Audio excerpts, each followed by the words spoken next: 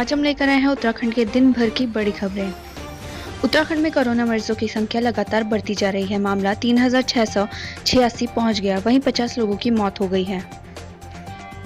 Uttarakhand corona tracker, कुल आंकड़े 3686, स्वस्थ 2900, एक्टिव 736, मौतें 50। उत्तराखंड के विभिन्न जिलों की बात करें तो देहरादून 889, नैनीताल 583, टिहरी गढ़वाल 437, हरिद्वार 399, उधम सिंह नगर 528, पौड़ी गढ़वाल 172, अल्मोड़ा 203, बागेश्वर 95, चमोली 78, पिथौरागढ़ 70, रुद्रप्रयाग 67, उत्तरकाशी 94, चंपावत 71। सीबीएसई बोर्ड 10वीं के नतीजे जारी, इस वेबसाइट पर देखिए रिजल्ट। सीबीएसई ने 10वीं कक्षा के रिजल्ट जारी कर दिए हैं। देहरादून रीजन के 80,167 छात्र छात्राओं ने इस बार हाई स्कूल की परीक्षाएं दी हैं। केंद्रीय माध्यमिक शिक्षा बोर्ड यानी सीबीएसई ने 10वीं कक्षा के रिजल्ट जारी कर दिए हैं। देहरादून रीजन के 80,167 छात्र छात्राओं ने इस बार हाई स्कूल की परीक्षाएं दी हैं। आप भी 10वीं बोर्ड के रिजल्ट आधिकारिक वेबसाइट cbseresult.nic.in पर देख सकते हैं। इस वर्ष 10वीं कक्षा में 91.46% स्टूडेंट्स पास हुए हैं, जबकि पिछले वर्ष 91.10% बच्चे पास हुए थे। वहीं 12वीं में भी उत्तराखंड का टोटल रिजल्ट 83.22% रहा। 12वीं में छात्रों के मुकाबले छात्राओं ने 5.96% सफलता हासिल की है। 2 परिवारों की खुशियों पर वज्रपात, 8 साल की बच्ची, गर्भवती महिला समेत 4 की मौत। भारी बारिश किसी के लिए आफत बन रही है तो किसी के लिए काल। उत्तराखंड में भी इस दौरान जगह जगह से बड़े हादसों की खबर आ रही है। अब देहरादून से आज की बेहद दुखद सामने आ रही है। बताया जा रहा है कि बीती रात मूसलाधार बारिश हुई और देहरादून के चक्कूवाला इंदिरा कॉलोनी में एक मकान ढह गया। रात करीब 2 बजे पुश्ता ढहने से मलबा एक मकान के ऊपर गिर गया। इससे मकान के अंदर सो रहे 2 किराएदार का परिवार मलबे के नीचे दब गया। खबर है कि इस मलबे में 2 परिवारों के 6 लोग दब गए। हादसे में वीरेंद्र कुमार की पत्नी विमला, उसकी पुत्री सृष्टि की मौत हो गई। वीरेंद्र का बेटा कृष को रेस्क्यू किया गया। इसी मकान में किराए पर रह रही गर्भवती महिला किरण की मौत हो गई। किरण का पति समीर चौहान का रेस्क्यू कर हॉस्पिटल में भर्ती कराया गया। समीर की बहन प्रमिला भी मलबे में दबने से मौत हो गई। केदारनाथ त्रियुगी नारायण ट्रैकिंग पर निकले 4 दोस्त लापता, हेलीकॉप्टर से ढूंढ रही एसडीआरएफ। केदारनाथ ट्रैकिंग पर गए 4 युवक अचानक से लापता हो गए। गुमशुदगी की सूचना बीते दिन 14 जुलाई को केदारनाथ पुलिस चौकी ने केदारनाथ क्षेत्र के वासुकीताल को गए 4 ट्रैकर के लोकेशन के संबंध में जानकारी न मिलने पर लापता होने की आशंका जताते हुए इसकी सूचना एसडीआरएफ को दे दी, जिस पर एक टीम तत्काल ही केदारनाथ से सर्चिंग टीम वासुकीताल क्षेत्र को रवाना हुई। वाला और 2 नैनीताल के खराब मौसम होने के कारण एसडीआरएफ को कई समस्याओं का सामना करना पड़ रहा है। तलाश जारी है। वही चारों लोगों के परिजन बेहद परेशान हैं। परिवार वालों ने पुलिस प्रशासन से मदद की गुहार लगाई है। जानकारी मिली है कि 4 युवकों में से 2 युवक देहरादून के डोईवाला और 2 नैनीताल के हैं। चारों दोस्त केदारनाथ धाम के दर्शन के बाद वासुकीताल त्रियुगी ट्रैकिंग के लिए निकले थे, लेकिन इस दौरान वह लापता हो गए। ये चारों पिछले 2 दिनों से लापता हैं। ग्लेशियर टूटने से केदारनाथ पैदल मार्ग बाधित, यात्रियों की बड़ी परेशानियां। उत्तराखंड में 4 धाम यात्रा का सीजन चल रहा है। वहीं केदारनाथ पैदल मार्ग पर ग्लेशियर टूटने से मार्ग बाधित हो गया है, जिसकी वजह से यात्रियों को काफी परेशानियों का सामना करना पड़ रहा है। साथ ही प्रशासन द्वारा वैकल्पिक मार्ग तैयार किया जा रहा है। लड़कियों को बेचने वाले गिरोह का पर्दाफाश, 3 महिलाएं गिरफ्तार, नाबालिग को चंगुल से छुड़ाया। चंपावत के टनकपुर कोतवाली क्षेत्र अंतर्गत लड़कियों की सप्लाई करने वाले अंतरराज्य गिरोह का पर्दाफाश किया है। पुलिस अंतरराज्य गिरोह की 3 महिला सदस्यों को गिरफ्तार किया है। जानकारी मिली है कि गिरोह की महिला सदस्य बनबसा, खटीमा व किच्चा की निवासी हैं। वहीं पुलिस ने एक नाबालिग लड़की को गिरोह के चंगुल से छुड़ाया। वहीं कुछ ही देर में पुलिस कप्तान मामले का खुलासा करेंगे। बाहरी राज्यों और कोरोना का मात दे चुके लोगों के लिए शुरू की जा सकती है 4 धाम यात्रा, सीएम। उत्तराखंड में 4 धाम यात्रियों उत्तराखंड से बाहर से आने वाले श्रद्धालुओं के लिए भी खोलने पर सरकार विचार कर रही है। जी हां, इसके संकेत सीएम ने दिए हैं। मुख्यमंत्री त्रिवेंद्र सिंह रावत का कहना है कि यात्रा को शुरू करने को लेकर भी कई तरह के सुझाव आ रहे हैं। सीएम ने बताया कि एक सुझाव ये भी आया है कि जो कोरोना वायरस को मात दे चुके हैं उनके लिए भी यात्रा शुरू की जाए, जिस पर विचार चल रहा है।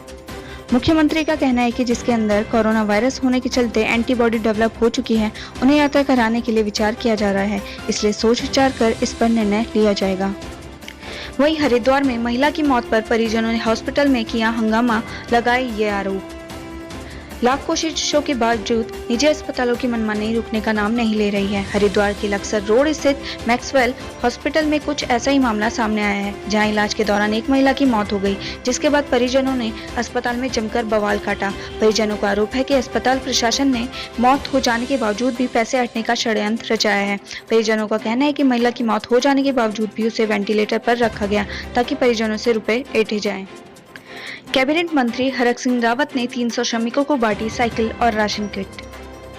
श्रम मंत्री हरक सिंह रावत और मसूरी से बीजेपी विधायक गणेश जोशी ने बुधवार को 300 श्रमिकों को साइकिल और राशन किट वितरण की।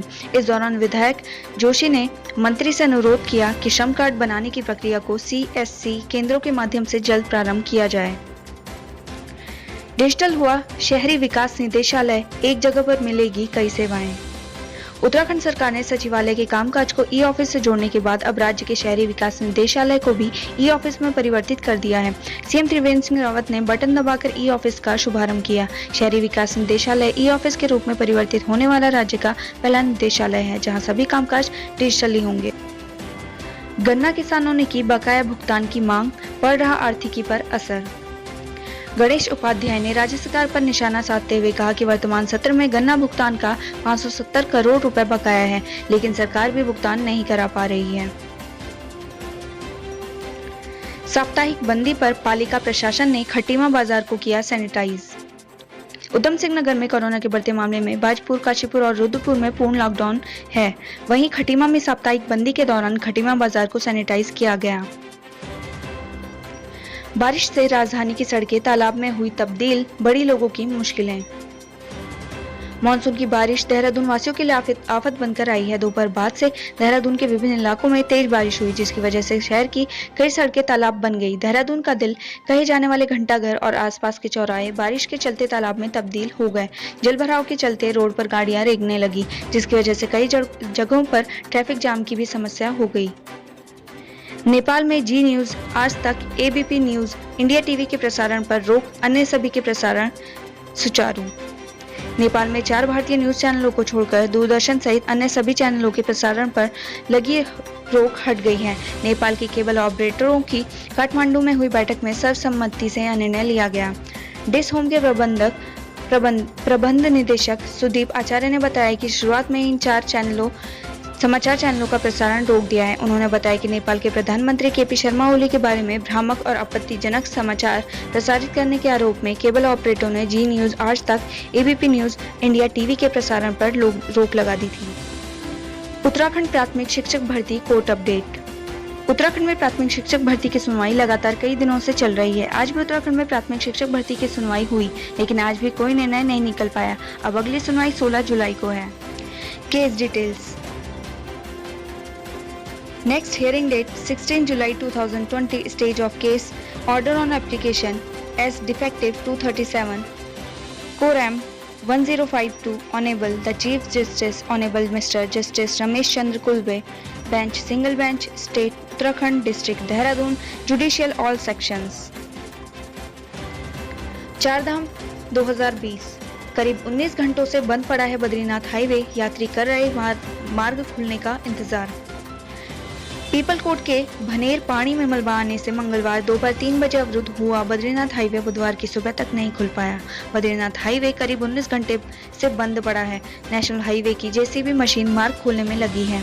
कल से मार्ग बंद होने के कारण यात्री परेशान हैं। उनका यात्रा शेड्यूल बिगड़ गया है। यात्री और स्थानीय लोग मार्ग खुलने का इंतजार कर रहे हैं। वहीं देहरादून में 20 से जारी किए जाएंगे नए लर्निंग और स्थायी ड्राइविंग लाइसेंस। नए लर्निंग और स्थायी लाइसेंस के लिए अब वाहन स्वामियों को ज्यादा इंतजार नहीं करना होगा। RTO ने 20 जुलाई से नए लर्निंग और स्थायी ड्राइविंग लाइसेंस बनाने की प्रक्रिया शुरू कर दी है। RTO DC पठोई ने मंगलवार को विभागीय अधिकारियों के साथ बैठक कर समीक्षा की। पहले चरण में उन आवेदकों को ड्राइविंग लाइसेंस दिए जाएंगे जिन्होंने पहले आवेदन कर लिया है। ऐसे आवेदकों को जल्द ही ITDR में ड्राइविंग टेस्ट लिया जाएगा। दूसरे दिन ड्राइविंग लाइसेंस जारी करने की प्रक्रिया शुरू की जाएगी।